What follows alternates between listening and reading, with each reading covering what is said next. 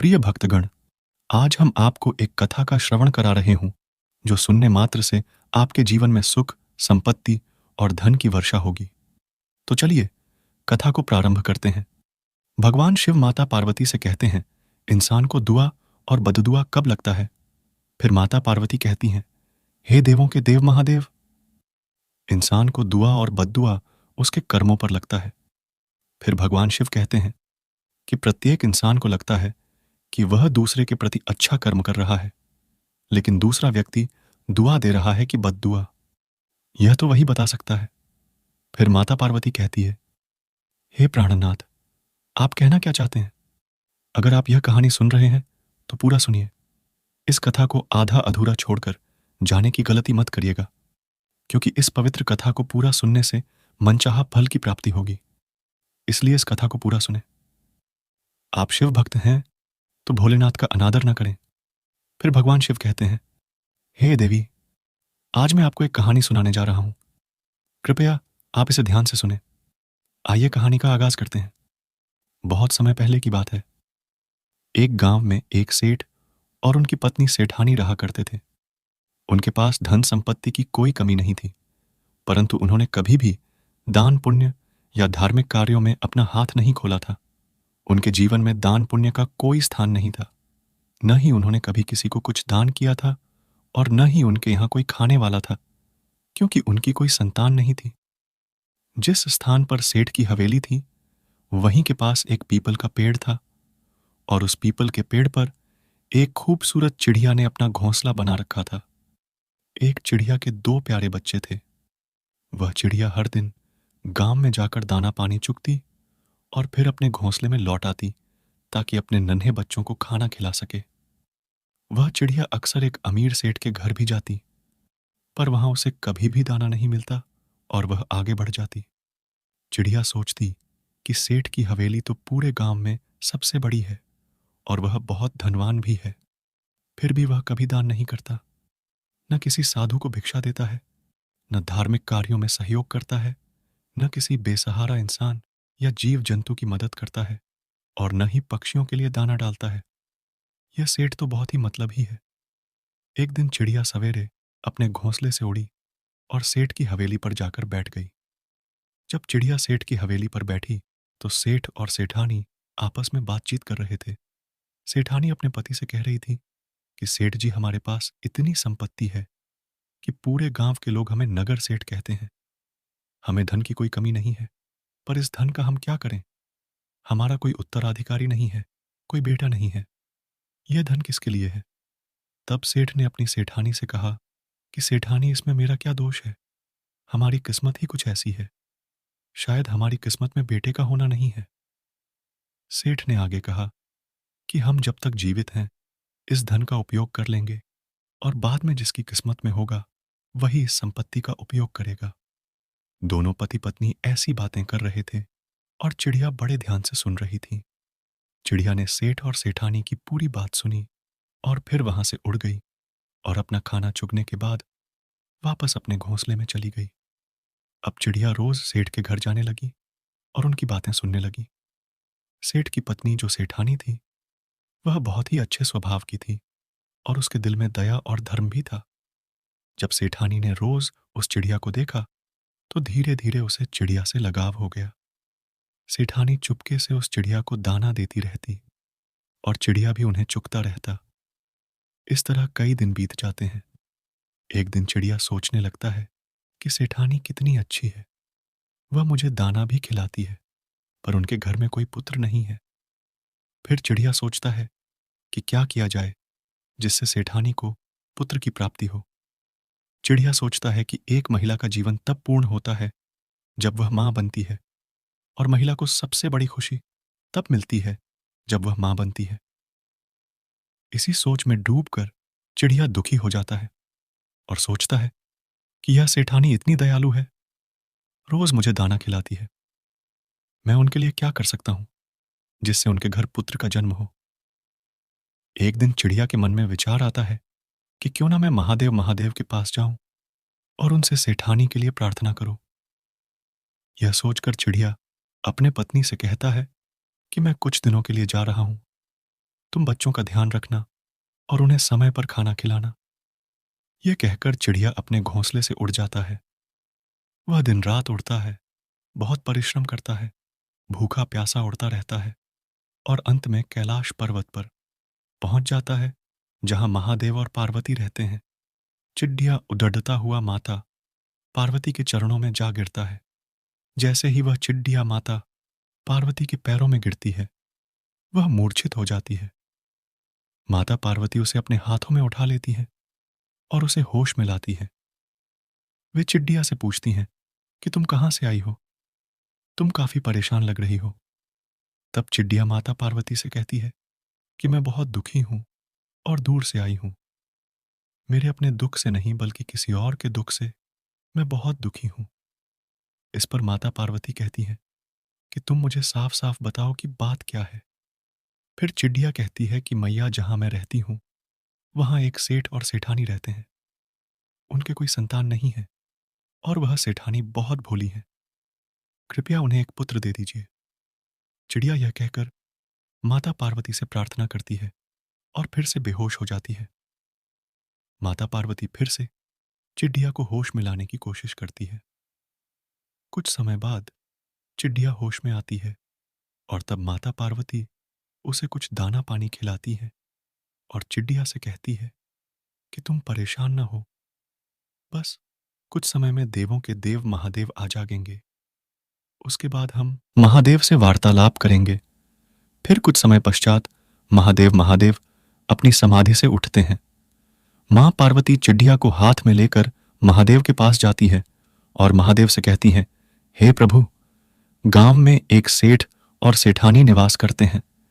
क्या उनके भाग्य में पुत्र है या नहीं? इस पर महादेव गहन ध्यान में जाकर देखते हैं और बताते हैं कि पार्वती, उनके भाग्य में पुत्र नहीं है।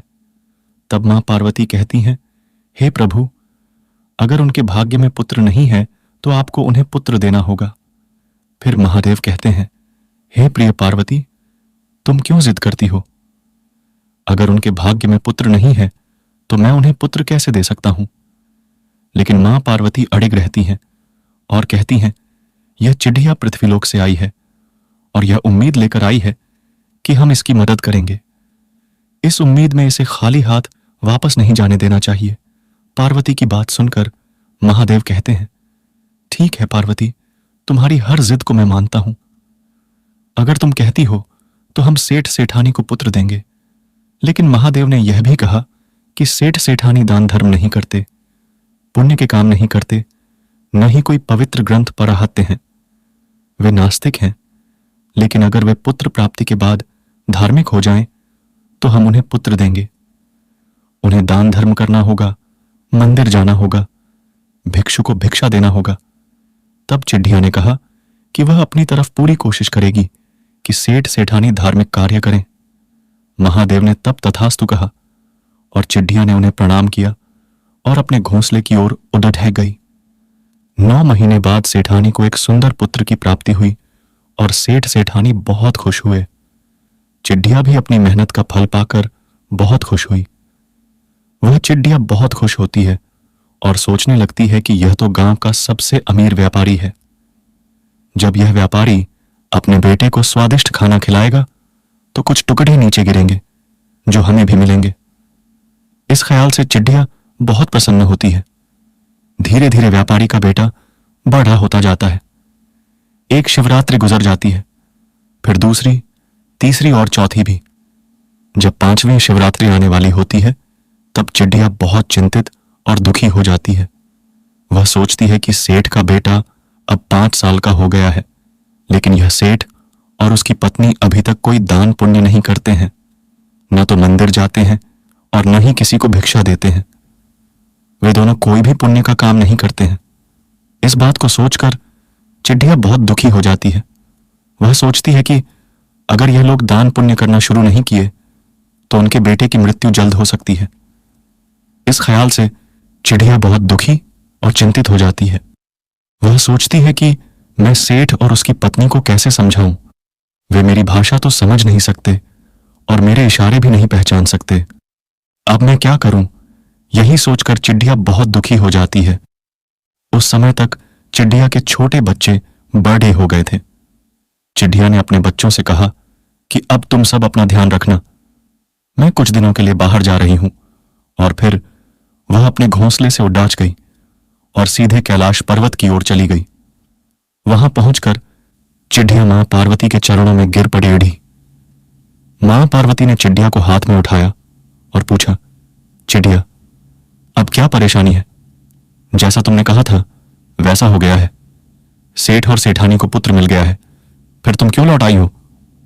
तब चिड़िया ने मां पार्वती से कहा, मैया, सेठ और सेठानी को पुत्र तो मिल गया है, लेकिन मैं उन्हें सत्य के मार्ग पर नहीं ला सकी। मैं उन्हें नास्तिक से आस्तिक नहीं बना पाई और न ही उनसे धर्म का करवा सकी। वे दोनों अभी भी वैसे ही हैं, न मंदिर जाते हैं, न दान धर्म करते हैं, न ही भगवान शिव का भजन करते हैं। तब भगवान शिव कहते हैं कि अगर ऐसा है तो उनका पुत्र अल्पायु होगा। यह सुनकर चिड़िया मां पार्वती के चरणों में गिर पड़ी और अपने सिर को पीटने लगी, कहने लगी, मैया, ऐसा नहीं होना चाहिए। उनका पुत्र दीर्घायु होना चाहिए, अल्पायु नहीं। चिड़िया जानती थी कि जब पिता से कुछ मांगना हो तो मां के चरणों में गिर जाओ। अगर मां को मना लिया जाए तो पिता खुद मान जाते हैं। इसी सोच के साथ चिड़िया मां पार्वती के चरणों में गिरी और अपने सिर को पीटने लगी। जब मां पार्वती ने उसे फिर से उठाया और कहती हैं, तुम शांत हो जाओ। इसके बाद मां पार्वती फिर महादेव से कहती हैं, महादेव, ऐसा नहीं होना चाहिए। तब चिड़िया कहती है, मां, मैंने अपनी पूरी कोशिश की उन्हें समझाने की, पर वे मेरी भाषा और इशारों को नहीं समझ पा रहे। मैं अब क्या करूं? फिर चिड़िया कहती है, मां, अगर आप और भोले बाबा वहां जाकर सेठ और सेठानी को सही राह दिखाएं तो यह बहुत अच्छा होगा। इस पर मां पार्वती और भोलेनाथ कहते हैं, ठीक है चिड़िया, हम जल्द ही सेठ और सेठानी के द्वार पर पहुंचेंगे। चिड़िया कैलाश पर्वत से अपने घोंसले में लौट आती है। कुछ समय बाद भगवान शिव और माता पार्वती साधु का वेश धारण करके सेठ और सेठानी के द्वार पर आते हैं। वे सेठानी से कहते हैं, मां, हमें बहुत तेज भूख लगी है, कृपया हमें भोजन कराइए। अगर आप हमें भोजन नहीं कराएंगे तो हम आपको श्राप दे देंगे। सेठानी हाथ जोड़कर कहती है, बाबा, कृपया मुझे श्राप मत दीजिए, हम आपको अवश्य भोजन कराएंगे। तब सेठानी भेष बदले भगवान शिव और माता पार्वती को घर के अंदर ले जाती है और उन्हें स्वादिष्ट पकवान खिलाती है। इस दौरान सेठानी का छोटा बेटा इधर उधर घूमता है, कभी रोटी लाकर देता है, कभी सब्जी, कभी मिठाई लाकर देता है। यह देखकर माता पार्वती बहुत प्रसन्न होती है और सोचती हैं कि यह देवों के देव महादेव का प्रसाद है, इसलिए इतना चंचल है। जब सेठानी भेष बदले मां पार्वती और महादेव भोलेनाथ को भोजन करा देती हैं। इसके बाद भगवान शिव और माता पार्वती उनके घर से विदा होने लगे। तभी सेठ और उनकी पत्नी आए और हाथ जोड़कर विनती करने लगे कि अगर हमसे सेवा में कोई त्रुटि हो गई हो तो क्षमा करें, पर कृपया शाप न दें। फिर भगवान शिव ने उत्तर दिया कि तुम दोनों ने कई गलतियां की हैं और अभी भी कर रहे हो। अगर ऐसा ही चलता रहा तो तुम्हारे पुत्र पर बाढ़ा संकट में आएगा और वह जल्द ही इस दुनिया को छोड़ डाश देगा। इस पर सेठ और उनकी पत्नी साधु के वेश में आए भोलेनाथ के चरणों में गिर पड़ीडीहे और उपाय पूछने लगे कि अब हम क्या करें। हमें बुढ़ापे में पुत्र मिला है और हम उसे खोना नहीं चाहते। फिर भगवान शिव कहते हैं कि उठो और सुनो, आज से जो भी तुम्हारे द्वार पर आए उसे खाली हाथ ना जाने दो। दान धर्म करो, तालाब और कुएं खुदवाओ, लोगों और जीव जंतुओं की सहायता करो, धर्म का पालन करो और महाशिवरात्रि का व्रत रखो। भगवान शिव की पूजा और भजन करो। महादेव ने यह कहकर उन्हें आशीर्वाद दिया और तब सेठ और उनकी पत्नी ने महादेव के चरणों में गिरकर प्रणाम किया और वे कहते हैं कि साधु बाबा, हम वैसा ही करेंगे। फिर भगवान शिव सेठ और सेठानी से कहते हैं कि जो बच्चा तुम्हारे घर में खेल रहा है वह तुम्हारे कर्मों का नहीं बल्कि एक चिड़िया की भेंट है, जिसने कैलाश पर्वत तक उड्डान भरी और महादेव और पार्वती से तुम्हारे लिए पुत्र की प्रार्थना की। उस चिड़िया की प्रार्थना का फल है कि आज तुम्हारे घर में एक पुत्र है। तब सेठ और सेठानी पूछते हैं, वह चिड़िया कौन है? उसी समय वह चिड़िया आती है और महादेव और पार्वती को प्रणाम करती है। प्रिय श्रोताओं, वह दिन शिवरात्रि का था, जिस दिन महादेव और पार्वती सेठ और सेठानी के घर आए थे। सेठ और सेठानी के घर में भगवान शिव और माता पार्वती ने अपना दिव्य रूप धारण किया। उन्होंने सेठ और सेठानी को दर्शन दिए और चिड्ढिया का कर्म सफल हुई। फिर भगवान शिव कहते हैं, इस प्यारी सी कहानी को एक जंगल में एक झील थी और उस झील के पास एक कबूतर और कबूतरी रहते थे। उसी जंगल के पास एक बहुत ही धार्मिक प्रवृत्ति का सदा दान धर्म करने वाला एक दयालु इंसान रहता था। वह व्यक्ति इतना दान करता था कि दान करने से पहले अपने मुंह में एक निवाला तक नहीं डालता था। यहां तक कि वह पानी भी नहीं पीता था जब तक किसी को दान नहीं कर देता। दूर दूर से साधु उसके द्वार पर भिक्षा मांगने आया करते थे। सभी भिखारियों को अच्छी तरह पता था कि अगर वे उस घर में जाएंगे तो कभी भी खाली हाथ नहीं लौटेंगे। सभी साधु वहां पर दान लेने के लिए आते थे। रोजाना भिक्षा मांगने वालों की लाइन लग जाती थी। वह व्यक्ति सभी भिखारियों को बड़े प्रेम से भिक्षा देता था और सभी साधु उस व्यक्ति के लिए दुआएं करते थे। एक दिन वह दयालु व्यक्ति अपने सभी कामों को निपटाकर जंगल की ओर चल देता है। जब वह व्यक्ति जंगल में पहुंचता है तो उसे एक झील दिखाई देती है और वह पानी पीने के लिए वहां जाता है। झील के पास पहुंचते ही उसकी नजर एक नहाती हुई युवती पर पड़ती है। पहले तो उसे दूर से समझ नहीं आता कि वह इंसान है या जानवर, इसलिए वह ध्यान से देखने लगता है। फिर भी जब उसे स्पष्ट नहीं होता तो वह नजदीक जाकर देखता है और पाता है कि एक सुंदर युवती स्नान कर रही है। वह कुछ देर उसे निहारता है, फिर वापस जाने लगता है। तभी नहाने वाली युवती उसे श्राप देती है। वह कहती है कि वह उसी क्षण कुत्ता बन जाए और वह व्यक्ति कुत्ता बन जाता है। यह सारा दृश्य कबूतर और कबूतरी अपनी आंखों से देख रहे थे।